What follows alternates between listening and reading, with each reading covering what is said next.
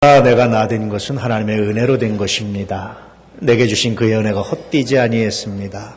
그래서 내가 모든 사도보다 더 많이 수고했습니다. 그런데 내가 한 것이 아니고 오직 나와 함께 하신 하나님의 은혜로 됐습니다. 그래서 나는 자랑할 것이 없습니다. 그런 고백입니다. 저는 우리 아이들을 볼 때마다 참 감사해요. 제가 우리 아이들 버릇 고치기는 틀렸습니다. 하는 행동 하나하나가 이쁜데 어떻게 고치겠습니까? 아이들 땐 그래야 됩니다. 아이들이 예배 시간이니까 내가 조용해야지. 그러면 그게 아이입니까? 그렇잖아요. 아이들 보면 기대가 되고 감사하고 되게 노인 어르신들 보면 존경스럽습니다. 1년 평생 동안 살아오신 삶들이 특히 대한민국이 가장 힘들 때 5천년 역사에서 가장 힘든 시기를 살아오셨어요. 나라를 뺏긴 일제시대, 동족상잔의 비극이라든지 수많은 현대사의 굴곡을 다 겪으셨잖아요. 그러고도 오롯이 살아내셨기 때문에 오늘 우리에게 이런 풍성함을 물려주셨다라는 생각에 존경스럽고 감사하지요. 우리 장년들 오면 인생의 역사를 써가시는 것이 아름답고 기대가 됩니다. 우리 청년들을 보면 저 애들이 뭐가 될까, 어떻게 자라갈까라는 생각을 하면 가슴이 설레요. 얼마나 감사한지 몰라요. 그런데 제가 이렇게 기도하고 감사하고 축복하면서 늘 갖는 마음의 결심이 하나 있습니다. 늘 마음에 결심하는 것들이 하나 있습니다. 이것으로 족하지. 그랬기 때문에, 내가 너를 이렇게 기대했기 때문에, 내가 너를 이렇게 사랑했기 때문에, 내가 이렇게 존경하기 때문에 나한테 이렇게 하시오 라는 것을 포기하는 늘 결단을 합니다. 준 것으로 만족하고 축복한 것으로 만족하고 그렇게 한 것으로 만족해야지, 거기서 한 발 더 나가게 되면 하나님이 기뻐하시지 않는다는 것을 느끼고 묵상할 때가 참 많습니다. 거기까지만 나의 할 일입니다. 거기까지가 내 역할입니다. 거기까지가 하나님이 원하시는 겁니다. 그런 묵상 종종 합니다. 그래서 아이들을 축복하고 여기까지가 하나님 내가 할 일입니다. 우리 청년들한테 기대를 하고 여기까지가 내가 할 일입니다. 우리 어른들한테 존경을 보내고 여기까지가 내가 할 일입니다. 그렇기 때문에 내가 더 인정받고, 그렇기 때문에 내가 더 좋은 사람 소리 듣고, 그렇기 때문에 내가 어떤 보상을 바란다면 하나님이 기뻐하시지 않는다는 것을 내가 합니다. 오늘 말씀이 그런 겁니다. 오늘 말씀이 이런 뜻입니다. 그래서 여러분, 오늘 말씀은 중단할 때에 대해서 하시는 말씀이기도 합니다. 너 여기까지 하고 중단해, 이런 말씀이기도 해요. 중단하지 않으면 심각한 문제가 생길 수 있다고 경고하는 말씀이 오늘 말씀입니다. 소풍 가는 날이 참 싫었던 소녀가 있었습니다. 아버지가 소풍 가는 때마다 소풍 그 장소에 와서 늘 행상을 했어요. 너무 창피하고 너무 부끄럽고 너무 싫었어요. 그래서 다른 사람들은 다른 아이들은 소풍날 비가 안 오기를 기도합니다. 소풍 가는 날 문을 딱 열었는데 비가 오면 막 절망하잖아요. 어릴 때. 소풍날 비가 안 왔으면 하는데, 이 소녀는 예외적으로 소풍날 비 왔으면 그렇게 바라는데, 소풍날 비 왔으면 하고 기도하는데 한 번도 비 온 날이 없고 다 맑고 쾌청한 거예요. 그래서 그날 하루 아침에 아버지한테 부탁을 했습니다. 아버지, 창피합니다. 아빠, 오늘은 오지 말아주세요. 그리고 갔는데 그날 아침에 여전히 변함없이 아빠가 그 자리에 나타나서 장사를 하고 있었어요. 너무 창피해서 그냥 집으로 뛰쳐 도망와 버렸어요. 그리고 50이 넘은 지금까지도 그것이 그날이 선명하게 가슴에 남아있답니다. 어떻게 할까요, 여러분? 이 사람의 삶이 어떻게 변했을까요? 그렇기 때문에 내가 아버지한테 최선을 다했습니다. 내가 할 만큼 했습니다. 그렇게 말한다면 그 아버지의 심정이 어떨까요? 형제들의 마음은 어떨까요? 주변 사람들의 마음은 어떨까요? 그렇기 때문에 내가 할 만큼 했습니다. 이 말을 포기하는 것이 오늘 말씀의 의미입니다. 내가 할 만큼 했습니다. 이렇게 말하고 싶을 때 오늘 말씀을 생각해 볼 수 있기를 축복합니다. 내가 기도할 만큼 했습니다. 내가 봉사할 만큼 했습니다. 내가 섬길 만큼 섬겼습니다. 내가 사랑할 만큼 사랑했습니다. 나는 할 만큼 했습니다. 이렇게 말하고 싶은 순간 오늘 말씀을 한번 돌아보시기를, 오늘 말씀을 생각해 보시기를, 오늘 말씀을 묵상해 보시기를 축복합니다. 오늘 말씀 우리에게 그것을 요청하고 있는 거예요. 너 그렇게 말하고 싶으냐? 오늘 말씀을 묵상해봐라.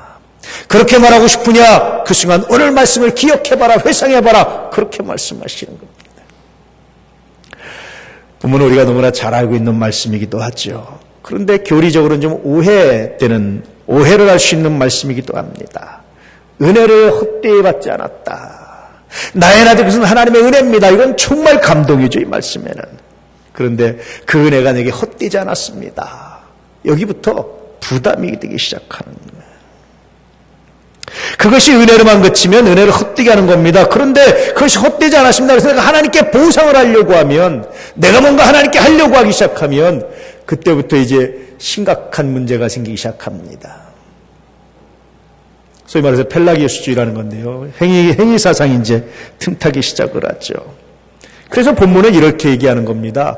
은혜가 헛되게 하지 않으면서도 인간의 공로사상에 빠지지 않는 하나님의 은혜를 간직하는 하나의 경계선을 명확하게 해주고 있는 것이 바로 오늘 말씀입니다.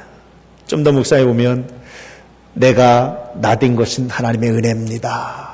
정말 감동이죠. 그렇죠. 그런데 그 다음부터가 문제인 거예요. 하나님의 은혜가 헛되지 않아서, 내게 주신 은혜가 헛되지 않아서 내가 무엇인가를 했습니다 라고 말하는 것이 참 고민인 겁니다. 받은 은혜를 간직하고 있습니까? 혹시 헛되게 하고 있지는 않습니까? 그래서 하나님께 보상하라는 말씀이 아니에요. 왜냐하면 은혜는 거저받는 선물이기 때문에. 그런데 우리들은 종종 하나님께 보상하려고 합니다. 내가 이 정도만 하나님께 할 만큼 했습니다. 내가 이 정도면 됐습니다 라고 생각할 때가 얼마나 많은지, 이 말씀에 대한 경고가 오늘 말씀입니다. 내가 다른 사도보다 더 많이 수고했습니다. 나는 할 만큼 했습니다. 그래서 내가 뭔가 보상을 받아야 됩니다. 내가 존경을 받아야 됩니다. 내가 사랑을 받아야 됩니다. 내가 인정받아야 됩니다. 그렇게 말해야 되잖아요, 논리적으로는. 그런데 그렇게 말하는 것이 아니라, 그렇지만 그것도 하나님의 은혜이기 때문에 나는 자랑할 것이 없습니다. 그것도 하나님의 은혜이기 때문에 내가 더 이상 말할 수 있는 것이 없습니다. 내가 다른 사람보다 더 많이 고난받았습니다. 그런데 그것 가지고 내가 자랑할 수가 없습니다. 왜냐하면 그것도 여전히 하나님의 은혜였습니다. 하나님의 내게 주신 선물이었습니다. 베풀으신 능력이었습니다. 그렇게 고백하는 거예요. 이것이 오늘 말씀을 읽는 첫 번째 포인트입니다. 이 관점으로 오늘 말씀을 다시 읽어드리면 이렇게 되는 겁니다. 내가 나된 것은 하나님께서 보상을 바라지 않고 베푼 호의 때문입니다. 그러므로 나는 그 호의를 헛되게 하지 아니하려고 더 많이 수고하였습니다. 더 많은 사람에게 호의를 베풀기 위해서 다른 사람들보다 더 많이 수고했습니다. 그런데 생각해보니 그 수고조차도 하나님께서 베푼 호의였습니다. 내가 할 만큼 했습니다 라고 말하려고 하는 순간 생각해 보니까 그것도 하나님의 은혜였기 때문에 내가 그런 말을 중단했습니다. 하나님의 은혜를 생각하면 먼저 감사와 감동이 밀려오죠. 정말 감사하죠. 감동이 밀려오지 않습니까? 은혜가 밀려오지 않습니까? 감동이 되지 않습니까? 놀랍지 않습니까? 그런데 그 다음에는요, 뭔가 하고 싶어져요. 그 은혜를 내가 받아서 그 감동 때문에 뭔가 하고 싶은 열망이 생기기 시작합니다. 근데 그때부터가 문제가 돼요. 뭔가를 하고 나면 꼭 보상을 바라게 됩니다. 하나님께서 내게 더 많은 복을 주시겠지. 사람들은 나를 인정하겠지, 존경하겠지. 이런 보상을 요구하는 심리가 느껴지게 돼요. 그때부터 문제인 겁니다. 왕의 재정이라는 책을 쓴 김미진 씨의 책을 혹시 기회가 되면 읽어보시기 바랍니다. 어릴 때부터 사업에 재능이 있었답니다. 그래서 안경점 사업을 했는데요. 안경점이 100평 정도가 됐답니다. 100평이면 우리 교회 본당보다 조금 작은 거예요. 굉장히 넓은 거죠. 한 달에 수익이 7천만 원이었답니다. 그런데 그때 딱 드는 순간, 야, 내가 이렇게 복을 받았는데 그럼 뭔가 해야 되는 거 아니냐. 그래서 그 학교나 이런 데로 공문을 보냈답니다. 가정 형편이 어려운 사람들 오십시오. 보내십시오. 내가 무료나 원가로 해주겠습니다. 자기 계산에는 7천만 원 보니까 그 중에 얼마 이렇게 좀 원가로 봉사하면 좋겠다라는 생각을 했는데 이게 너무 많이 와버려가지고 7천만 원 버는데 1억 5천만 원이 나가는 거예요, 봉사비가. 직원들이 뭐라고 하면 염려하지 말아라. 하나님이 복을 주실 거다. 직원들한테 이거 큰일 납니다, 사장님. 염려하지 말아라. 하나님이 복을 주실 것이다. 왜냐하면 내가 이렇게 했으니까 하나님께서 나에게 뭔가 복을 주실 것이다. 이런 생각을 가지고 했다는 거예요. 어떻게 됐겠습니까? 여지없이 쫄딱망한 거죠. 거기다 친구 빚보증까지 서가지고 잘못 써서 50억 원의 빚을 지고 완전히 그냥 먹을 게 없어서 간장만 찍어 먹답니다. 먹을 게 없어가지고. 왜 그렇습니까, 여러분? 내게 주신 은혜가 헛되지 않아서 뭔가 하고 싶었는데 뭔가 하고 난 다음에 문제인 거예요. 그래서 내가 이만큼 했으니까 하나님들에게 복을 주시겠지. 내가 이만큼 했으니까 사람도 인정하겠지. 라는 생각을 갖을 때 그때부터 문제가 되기 시작합니다. 한 번은 어떤 선교사님이 어떤 선교비가 필요하다고 그래서 제가 1억 원을 무명으로 헌금을 했답니다. 무명으로 하니까 지나갈 때마다 사람들이 누가 그걸 무명으로 했을까? 정말 훌륭한 분이야. 교회에서 쑥쑥쑥쑥 하는 거야. 어떻게 할까 고민하다가 입이 싼 친구를 불러가지고 상담하는 식으로 얘기했습니다. 사실은 그거 내가 했는데 말하지 마. 절대 말하지 마. 그건 내가 한 건데 그냥 헌신한 거야. 아니나 다를까 자기 기대대로 그다음부터 소문이 쫙 퍼졌습니다. 교회에. 사람들이 칭찬하는 소리에 우쭐해서 그 말을 듣고 싶어가지고. 그게 문제인 거예요. 여러분 늘 말씀드리지만 그 순간에 다시 오늘 말씀을 떠올릴 수 있는, 그 순간에 하나님의 메시지를 들을 수 있는, 그 순간에 주의 말씀을 들을 수 있는 은혜가 있기를 주의 이름으로 축복합니다. 그때가 조심해야 될 겁니다. 본문에서 말하는 은혜는 이때의 상황을 포함하고 있는 거예요. 이때 자신의 권위를 포기하는 겁니다. 다시 은혜 정신으로 돌아가는 겁니다. 내가 뭔가 했습니다 라고 말하는 그 순간 다시 은혜 정신으로 돌아가서 이것도 하나님의 은혜였습니다. 너 축복받은 거 내가 기도했기 때문이야 라고 말하고 싶은 순간 하나님의 은혜였습니다. 내가 이만큼 해서 너 그만큼 된 거야 라고 말하고 싶은 순간 하나님의 은혜였습니다. 이 고백을 간직하라고 말씀하고 있는 거예요. 그래야 은혜가 은혜된다라고 말하는 겁니다. 그래야 비로소 그 은혜가 아름다운 역사와 열매를 나타낸다고 말씀하시는 거예요. 이걸 위해서 너 포기하라고 말하는 겁니다. 권리를 포기해. 너 뭔가 하고 싶은 말이 있을 때 포기해. 너 뭔가 잘하고 싶을 때 포기해. 너 뭔가 너를 내세우고 싶을 때 그것을 포기해. 왜냐? 그 일조차도 하나님의 은혜였기 때문이라고 말해주고 있는 것이 오늘 말씀의 의미예요. 내가 하나님의 은혜를 이만큼 냈습니다. 더 많이 수고했습니다. 그래서 내가 하나님께 보상하려고 하는 것이 아니라 그 은혜를 받아서 내가 사람들에게 흘려보냈습니다. 사람을 섬기는 데 열심히 했습니다. 내가 복음을 전하고 그들을 위해서 내가 고통당하는 것도 내가 마다하지 않았습니다. 그런데 생각해 보니까 그것도 하나님 당신의 은혜였습니다. 그러므로 나는 사람들한테 내가 권리를 주장할 수가 없습니다. 내가 이만큼 했다라고 말할 수 없습니다. 나는 이만큼 했다라고 말하는 그 순간 하나님의 은혜를 생각하니까 내가 포기할 수밖에 없었습니다. 이런 고백을 하고 있는 겁니다. 이 고백이 오늘 말씀을 읽는 두 번째 포인트입니다. 이 고백으로 읽어드리면 이렇습니다. 내가 많은 권리를 스스로 포기하고 낮고 천한 자리에서 이방인들을 섬기며 복음을 전한 이유는 하나님께서 베푸신 은혜 정신이 내 속에 가득하기 때문입니다. 그 은혜는 나로 하여금 모든 권리를 모든 의무로 치환시켰습니다. 바꿔버렸습니다. 이게 은혜 정신입니다.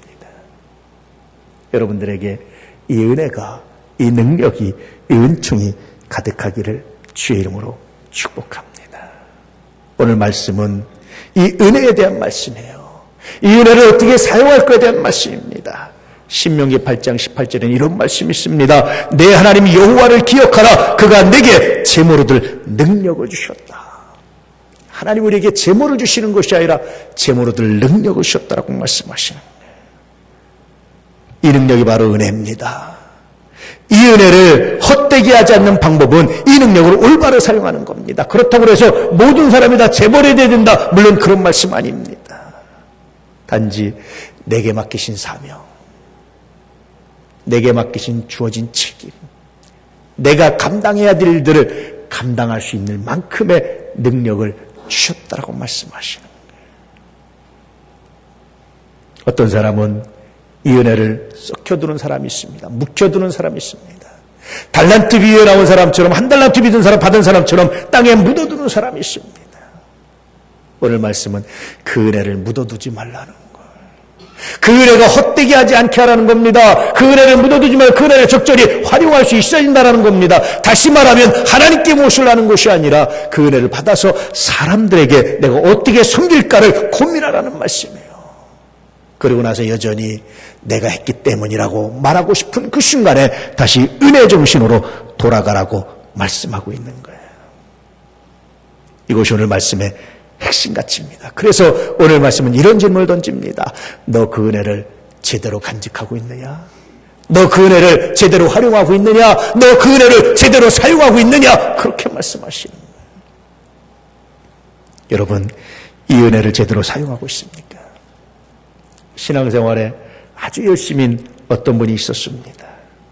그는 왜 이렇게 열심히 합니까? 라고 물어보며 이렇게 대답했습니다. 하나님은 독생자를 주셨는데 이 정도는 해야지요.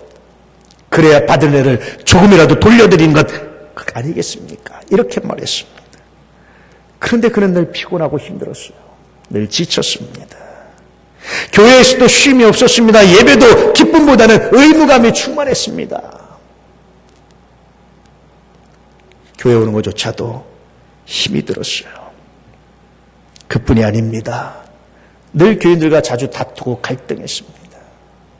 기도하지 않는 사람을 정죄했습니다. 봉사하지 않는 사람을 정죄했습니다. 너 예수 믿어서 이것도 안 해라고 말하면서 욕했습니다. 늘 사람들 사이에 갈등을 일으키는 사람이었어요. 자신의 열심을 몰라주는 사람에게도 섭섭했습니다. 하나님의 사랑에 대해서 보상하려는 언제나 그는 지치고 힘들었습니다. 봉사를 중단하게 되면 하나님의 은혜를 걷어가실까 봐 두려웠습니다. 그래서 쉴 수가 없었습니다. 이 사람은요, 하나님의 은혜를 오해한 겁니다. 하나님의 은혜가 내게 헛되지 않아서 내가 더 많이 수고했습니다라는 말을 오해한 겁니다. 이런 사람들이 얼마나 많은지 몰라요. 저는 목회하면서 종종 만났습니다. 종종 경험했습니다. 여러분, 그렇게 하고 싶을 때 내가 예배의 기쁨보다 의무감이, 내가 교회에 대한 기대보다 의무감이 뭔가 할 일 때문에 내 마음을 누르고 있다면 오늘 말씀을 다시 한번 기억해 보십시오. 하나님, 당신의 은혜를 내가 오해하고 있었습니다. 당신의 사랑을 내가 오해하고 있었습니다. 당신께서 내게 주신 기쁨이 내게 오해가 되고 있었습니다. 하나님, 용서하십시오. 기도하며 무릎 꿇으시는 은혜가 있기를 축복합니다. 하나님의 사랑, 그 은혜를 제대로 받는 방법이 무엇입니까? 열심히 하는 것도 잘못이고 그냥 놔두는 것도 잘못이라면 어떻게 해야 됩니까? 오늘 말씀은 이걸 말씀해 주고 있는 거예요. 하나님께 받은 은혜가 감사해서 사람에게 내가 어떻게 섬길까 고민하는 것, 이것이 오늘 말씀의 의미입니다. 그리고 인정받은 욕구를 포기하는 것, 이것이 오늘 말씀의 핵심 가치입니다. 그저 내가 내 할 일을 했을 뿐입니다. 주님이 여기까지입니다. 그런데 하나님, 내가 한 것이 얼마나 부족한지 압니다. 이 부족함을 채우시는 분 하나님 당신입니다. 이 고백이 오늘 말씀의 의미예요. 여러분, 너무 큰 의무감에서 벗어날 수 있기를 축복합니다. 그렇게 안 하셔도 하나님 여러분 사랑하십니다. 너무 잘하려고 하는 것이 또 벗어나시기 바랍니다. 그러지 않아도 하나님 여러분 기대하시고 축복하십니다. 너무 완벽하게 하려고 하는 것 포기하십시오. 그렇게 안 하셔도 하나님 능히 여러분의 부족함을 채워주십니다. 내게 받은 은혜가 하나님의 은혜입니다. 그래서 내가 무엇인가를 하고 싶습니다. 내가 하나님의 것을 무엇인가 하고 싶습니다. 내가 사람을 섬기고 싶습니다. 내가 그에게 복음을 전하고 싶습니다. 내가 그를 사랑하고 싶습니다. 그런데 하나님, 나는 거기까지입니다. 멈출 수 있는 은혜가 있기를 주의 이름으로 축복합니다. 이 정도면 됐지. 이 정도면 하나님도 나에게 복을 주시겠지. 이 정도면 내가 됐지. 이 정도 했으면 됐지. 이 정도면 그 자식도 나를 알아주겠지. 이 정도면 그녀도 나를 알아주겠지. 이 정도면 남편도 아내도 자녀도 부모도 형제도 나를 알아주겠지. 이 정도면 인정하겠지. 김미진 씨가 했던 실수를 반복하는 겁니다. 그 순간 하나님, 내가 이만큼 한 것도 하나님 당신의 은혜입니다. 내가 이만큼 한 것도 하나님 당신의 사랑입니다. 당신에게 주신 선물입니다. 나는 여기까지입니다. 나머지는 하나님 당신이 이루어가 주십시오. 바울은 기가 막힌 고백을 합니다. 나는 심었고 아볼로는 물을 쥐었고 자라게 하신 이는 하나님이셨습니다. 나는 거기까지입니다. 나머지는 하나님이 하셨습니다. 하나님 당신의 몫입니다. 당신이 주셨습니다. 그러므로 내가 당신께 영광 돌립니다. 당신의 은혜를 내가 찬양합니다. 나는 복음을 전했습니다. 나는 열심히 전했습니다. 그런데 그들이 복음을 받아들이고 믿음이 자라게 해주신 하나님 당신이었습니다. 그러므로 내가 그들에게 권리를 주장할 수 없었습니다. 요구할 수 없었습니다. 그저 감사할 뿐입니다.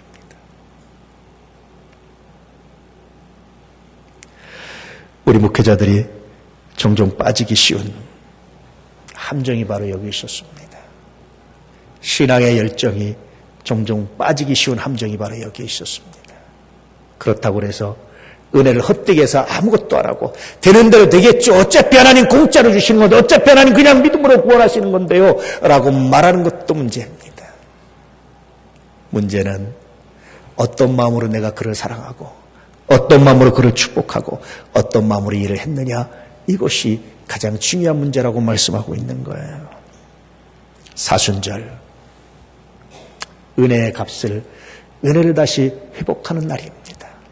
어버이날이 부모의 은혜를 회복하고 스승의 날이 스승의 은혜를 회복하고 어린 날이 자녀의 은혜를 회복하는 날이듯이 사순절 다시 은혜의 값어치를 회복하고 은혜의 값을 회복하는 날입니다.